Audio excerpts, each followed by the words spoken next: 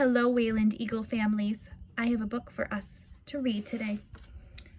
This is called Alexander and the Terrible, Horrible, No Good, Very Bad Day. I went to sleep with gum on my mouth, and now there's gum in my hair.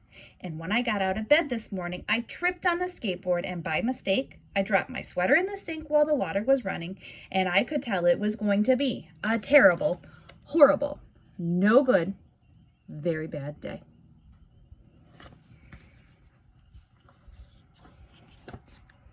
At breakfast, Anthony found a Corvette Stingray car in his breakfast cereal box, and Nick found a junior undercover agent code ring in his breakfast cereal box. But in my breakfast cereal box, all I found was breakfast cereal. I think I'll move to Australia.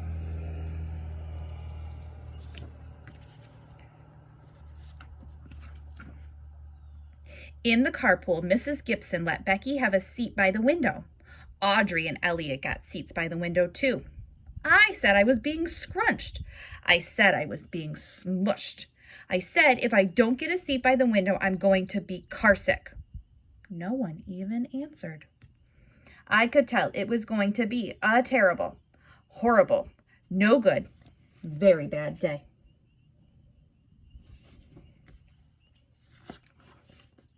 At school, Mrs. Dixon liked Paul's picture of the sailboat better than my picture of the invisible castle.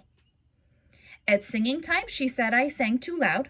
At counting time, she said I let out 16. Who needs 16? I could tell it was going to be a terrible, horrible, no good, very bad day.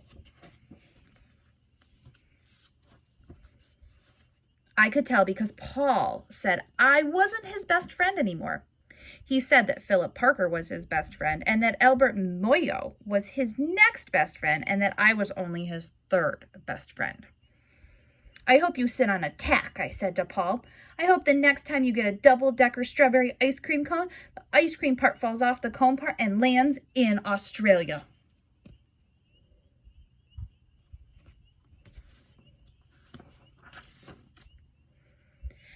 There were 2 cupcakes in Philip Parker's lunch bag, and Albert got a Hershey bar with almonds, and Paul's mother got him a piece of jelly roll that had a little coconut sprinkles on the top. Guess whose mother forgot to put dessert in?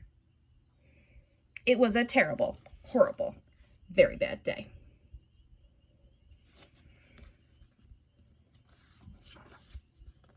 That's what it was because after school, my mom took us all to the dentist. And Dr. Fields found a cavity just in me. Come back next week and I'll fix it, said Dr. Fields. Next week, I said, I'm going to Australia.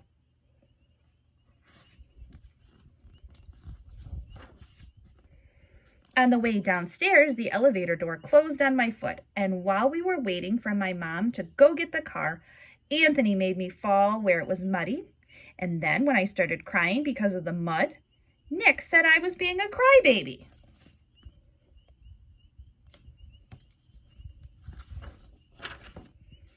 And while I was punching Nick for saying crybaby, my mom came back with the car and scolded me for being muddy and fighting.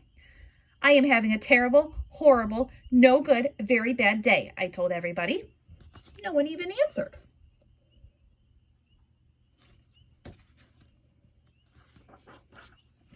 So then we went to the shoe store to buy some new sneakers.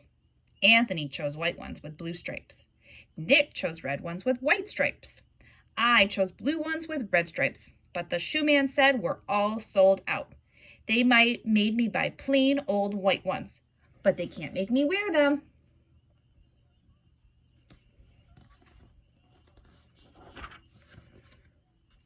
When we picked up my dad at his office, he said I couldn't play with his copying machine, but I forgot.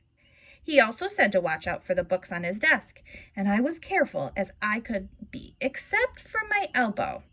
He also said don't fool around with his phone, but I think I called Australia.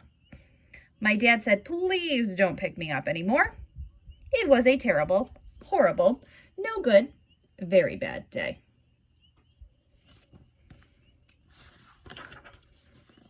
There were lima beans for dinner, and I hate limas. There was kissing on night TV, and I hate kissing.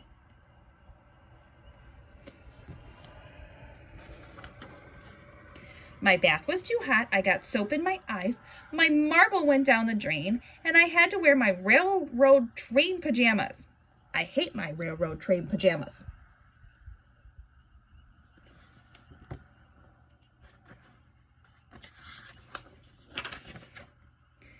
When I went to bed, Nick took back the pillow he said I could keep, and the Mickey Mouse nightlight burned out, and I bit my tongue. The cat wants to sleep with Anthony, not with me. It has been a terrible, horrible, no good, very bad day. My mom said, some days are like that.